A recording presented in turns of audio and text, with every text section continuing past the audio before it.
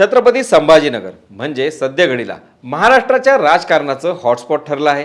याच छत्रपती संभाजीनगरमध्ये आगामी विधानसभेच्या दृष्टिकोनातून सकाळी सकाळी चांगलंच राजकारण तापलं। परिस्थिती हाताबाहेर जात आहे हे ओळखून पोलिसांना सौम्य लाठीमार देखील करावा लागला।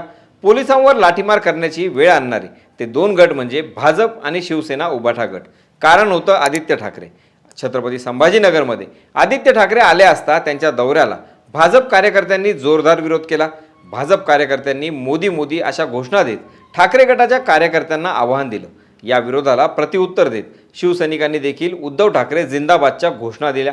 घोषणाबाजीचं वातावरण एकदम तापलं आणि दोन्ही गट एकमेकांवर धावून गेले। या घटनेत कार्यकर्त्यांमध्ये जोरदार राडा झाला। काही कार्यकर्त्यांना मारहाण झाल्यानं परिस्थिती अधिकच चिघळली। हे झालं त्या राड्याचं मोघम रूप। मात्र भाजपचा आदित्य ठाकरे यांच्या दौऱ्याला विरोध, त्यांच्या विरोधातील घोषणाबाजी, त्या घोषणाबाजीमधील फलक आणि भाजपच्या रडारवर असलेले आदित्य ठाकरे, हे सगळं प्रकरण खूप वेगळं आहे।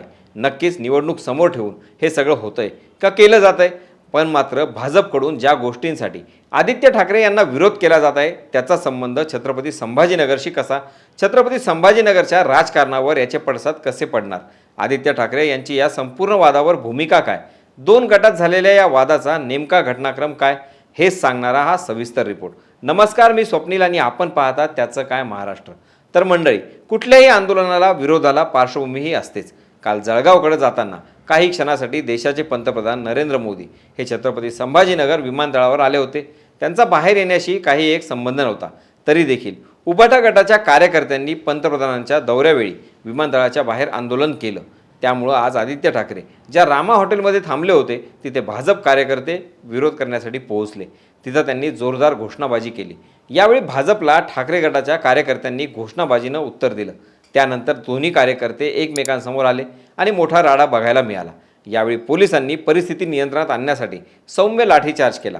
दोन्ही कार्यकर्त्यांमध्ये बाचाबाची झाली तेव्हा कार्यकर्त्यांना पांगवण्यासाठी पोलिसांनी कारवाई केली। यावेळी फक्त आमच्याच कार्यकर्त्यांना पोलिसांनी ताब्यात घेतलं असा आरोप अंबादास दानवेंनी केला। तर भाजपच्या आंदोलकांनी आक्रमक होत आम्ही दिशा सालियन प्रकरणाचा जाब विचारण्यासाठी गेलो होतो अशी प्रतिक्रिया दिली। या सगळ्या वादात दिशा सालियन हे प्रकरण पुन्हा एकदा भाजपनं प्रकाशझोतात आणलं। बदलापूरमध्ये जी घटना घडली त्याचे मोठे पडसाद राज्याच्या राजकारणावर पडताना दिसत आहेत। विरोधकांनी महायुती सरकारला चांगलंच धारेवर धरलं आहे। राज्यात विरोधकांकडून आंदोलन करण्यात येत आहेत।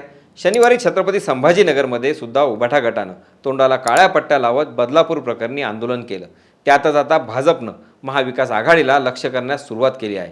भाजपनं दिशा सालियन प्रकरणावरून ठाकरे गटाचे आमदार आदित्य ठाकरे यांच्यावर पुन्हा एकदा टीकास्त्र उगारलं आहे। आता हे काही फक्त छत्रपती संभाजीनगरमध्येच घडलं नाही। आदित्य ठाकरे जिथे जात आहेत तिथे दिशा सालियनबद्दलच्या प्रश्नांचा त्यांना सामना करावा लागत आहे। जेव्हा जेव्हा आदित्य ठाकरेंना हा प्रश्न विचारण्यात येतो तेव्हा तेव्हा आदित्य ठाकरे आणि दिशा सालियन यांचं कनेक्शन काय, हा देखील प्रश्न उपस्थित होतो।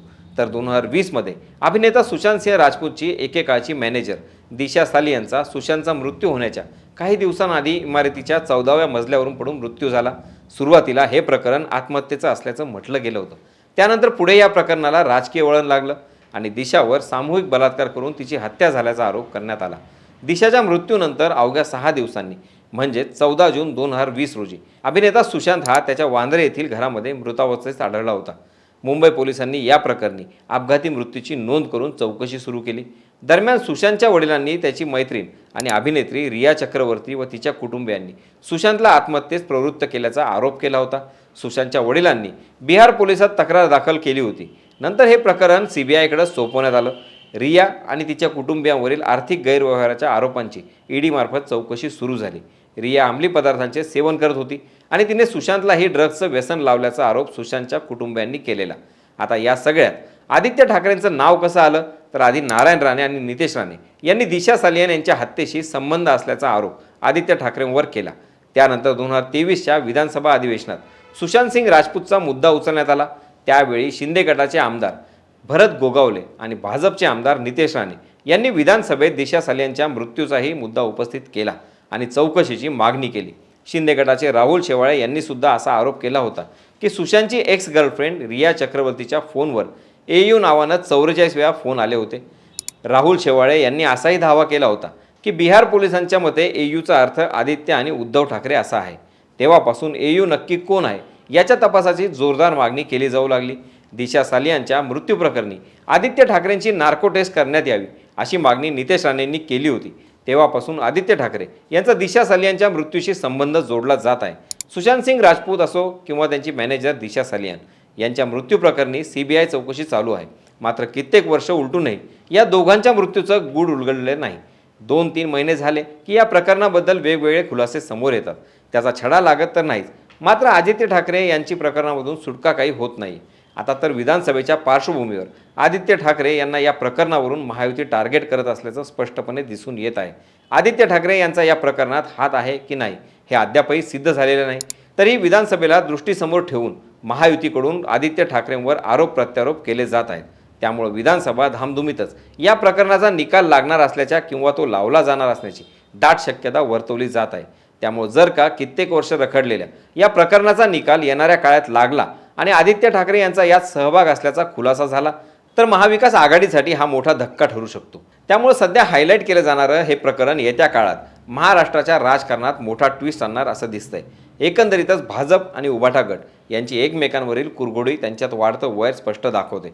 त्यामुळे आदित्य ठाकरे यांच्यासाठी ही निवडणूक सोपी नसणार आहे. यंदा ते दुसऱ्यांदा निवडणुकीला सामोरे जाणार आहेत. मागची पहिलीच वेळ होती, त्यामुळे त्यांची ही निवडणूक जवळपास बिनविरोधच झाली होती असं म्हणता येईल. मात्र यंदा वरळीमध्ये राज ठाकरे यांनी संदीप देशपांडे यांना उमेदवारी जाहीर करून आदित्य ठाकरे यांच्यासमोर मोठं आव्हान उभं केलं आहे. त्यामुळे जर का इथं महायुतीनं उमेदवार न देता मनसेच्या संदीप देशपांडे यांना पाठिंबा जाहीर केला तर आदित्य ठाकरे यांच्यासमोर हे दुहेरी आव्हान असू शकतं. लोकसभेत राज ठाकरे यांची साथ महायुतीला कामं आली, त्या बदल्यात आणि आदित्य ठाकरे यांना पाडण्यासाठी महायुतीने इथं राज ठाकरेंना साथ दिली तर आश्चर्य वाटायला नको. त्यात या प्रकरणाची टांगती तलवारही आदित्य ठाकरे यांच्यावर आहे. त्यामुळे आदित्य ठाकरे यांची चारही बाजूंनी कोंडी करत त्यांना निवडणुकीत शह द्यायचा अशी महायुतीची रणनीती असू शकते. त्यामुळे आगामी विधानसभेच्या काळात हे प्रकरण कसं वळण घेणार, आदित्य ठाकरे यात अडकणार की यातून सुखरूप बाहेर पडून निवडणुकीला सामोरे जाणार, याबद्दल आपण वेळोवेळी अपडेट घेतच राहू. मात्र या एकूण छत्रपती संभाजीनगर शहरात झालेल्या राड्याबद्दल तुमचं मत काय हे आम्हाला कमेंट बॉक्समधून कळवायला विसरू नका. बाकी राजकारणाच्या आखाड्यात आपली नजर कायमच असणार आहे. तेव्हा कुठेही जाऊ नका, पाहत राहा, सबस्क्राईब करा. त्याचं काय महाराष्ट्र.